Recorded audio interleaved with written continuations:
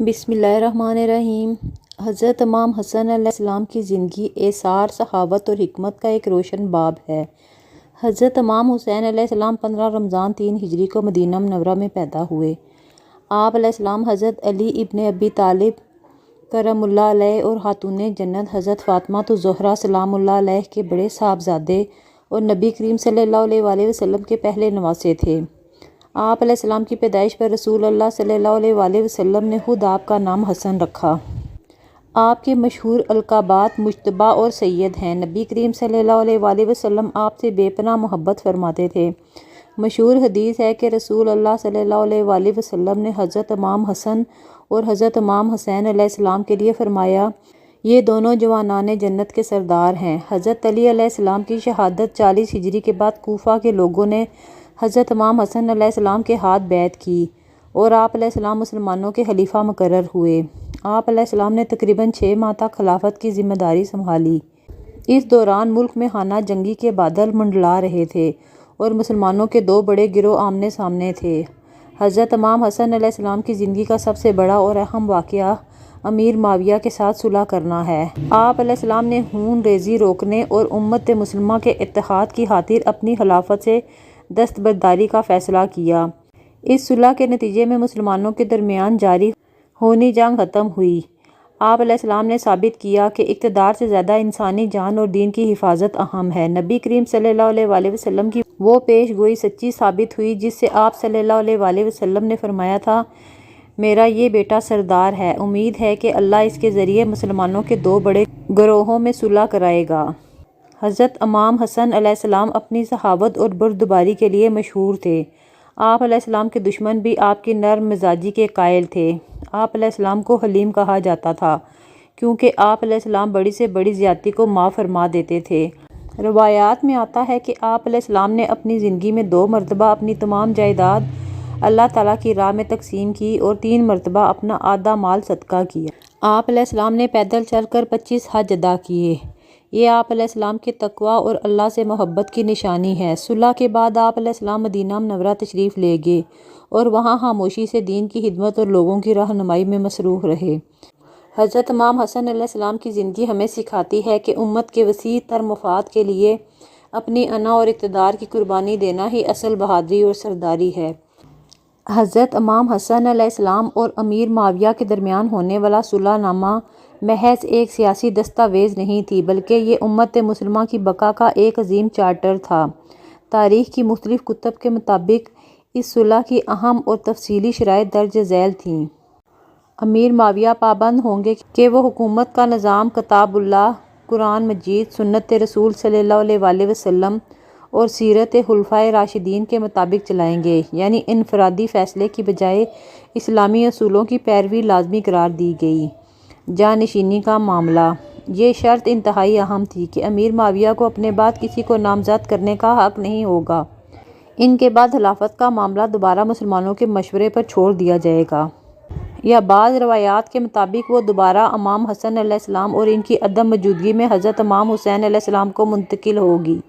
سب و شتم، گالی گلوچ کا خاتمہ، عراق اور شام کے منبروں پر حضرت علی علیہ السلام پر کی جانے والی تبرہ اور سب و شتم کا سلسلہ فوری طور پر بند کیا جائے گا۔ امام حسن علیہ السلام نے یہ شرط رکھی کہ ان کے والد گرامی کا ذکر صرف خیر اور بھلائی کے ساتھ کیا جائے گا۔ امن و امان اور عام معافی، معاہدے کی روح سے پورے عالم اسلام میں امن قائم کیا جائے گا۔ کسی بھی شخص کو، خواہ وہ کوفہ کا ہو، حجاز کا یا شام کا، اس کے ماضی کی سیاسی نظریات یا حضرت علی علیہ السلام کا ساتھ دینے کی بنیاد پر انہیں نشانہ نہیں بنایا جائے گا۔ شیعیان علی علیہ السلام کا تحفظ، خاص طور پر ذکر کیا گیا ہے کہ حضرت علی علیہ السلام کے ساتھیوں اور چاہنے والوں کو ان کے جان و مال اور اولاد کے حوالے سے مکمل تحفظ دیا جائے گا۔ مالیات اور وظائف، کوفہ کے بیت المال میں موجود رقم جو کہ تقریباً 50 لاکھ درہم بتائی جاتی ہے، امام حسن علیہ السلام کے سپرد کی جائے گی تاکہ وہ قرضوں کی ادائیگی اور ضرورت مندوں کی مدد کر سکیں۔ شہدائے جمل اور صفین، جنگ جمل اور جنگ صفین میں شہید ہونے والے حضرت علی علیہ السلام کے ساتھیوں کے یتیم بچوں اور بیواؤں کے لیے سالانہ وظائف مقرر کیے جائیں گے۔ انتقامی کارروائیوں کی ممانعت، امیر معاویہ یہ عہد کریں گے کہ وہ امام حسن علیہ السلام اور امام حسین علیہ السلام یا خاندان رسول صلی اللہ علیہ وآلہ وسلم کے کسی بھی فرد کے خلاف کوئی خفیہ یا اعلانیہ سازش نہیں کریں گے اور نہ ہی انہیں کسی قسم کی تکلیف پہنچائیں گے۔ صلح کے اثرات اور امام علیہ السلام کا موقف۔ کچھ لوگوں نے اس صلح پر اعتراض کیا تو امام حسن علیہ السلام نے ایک تاریخی جملہ ارشاد فرمایا، میں نے حکومت اس لیے چھوڑی تاکہ امت محمدی صلی اللہ علیہ وآلہ وسلم کا خون نہ بہے اور فتنے کا خاتمہ ہو۔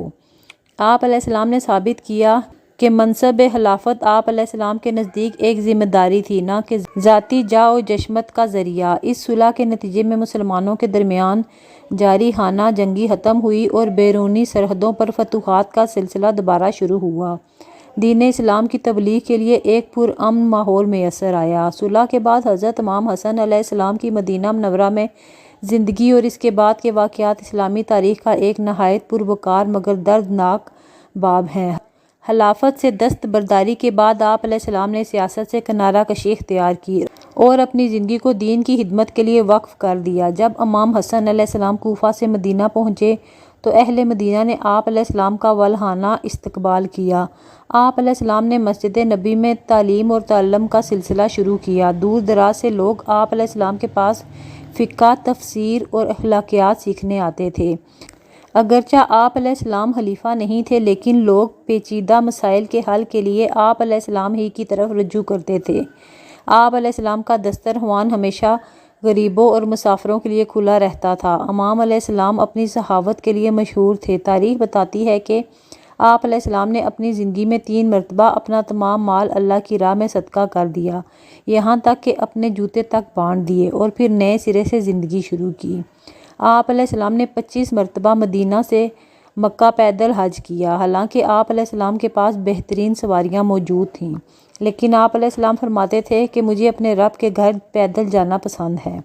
اگرچہ آپ علیہ السلام سیاست سے دور تھے لیکن صلح نامے کی شرائط کی خلاف ورزیوں پر آپ کو بہت دکھ پہنچتا تھا۔ امیر معاویہ کے دور میں جب حضرت علی علیہ السلام پر ممبروں پر تبرہ کیا جاتا تو امام حسن علیہ السلام نہایت صبر اور حکمت سے اس کا مقابلہ کرتے۔ آپ علیہ السلام کے بعض جذباتی ساتھی کبھی آپ علیہ السلام کو مذل المومنین، مومنوں کو رسوا کرنے والا نعوذ باللہ کہہ کر مخاطب کرتے کیونکہ وہ صلح کو پسند نہیں کرتے تھے، لیکن آپ علیہ السلام کمال حلم سے جواب دیتے کہ میں نے تمہیں ذلیل نہیں کیا بلکہ خون ریزی سے بچایا ہے۔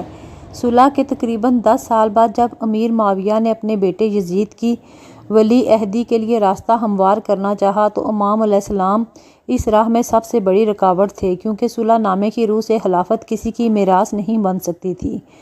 تاریخ طبری اور دیگر کتب کے مطابق امام حسن علیہ السلام کی زوجہ جدہ بنت اشیس کو لالچ دے کر اکسایا گیا کہ وہ امام علیہ السلام کو زہر دے دے۔ زہر کے اثر سے آپ علیہ السلام کے جگر کے ٹکڑے ہو گئے اور 28 صفر 50 ہجری کو آپ علیہ السلام کی شہادت ہوئی۔ امام حسن علیہ السلام کی وصیت تھی کہ انہیں ان کے نانا رسول اللہ صلی اللہ علیہ وآلہ وسلم کے پہلو میں دفن کیا جائے، لیکن اگر اس پر خون ریزی کا خطرہ ہو تو انہیں جنت البقیع میں دفن کیا جائے۔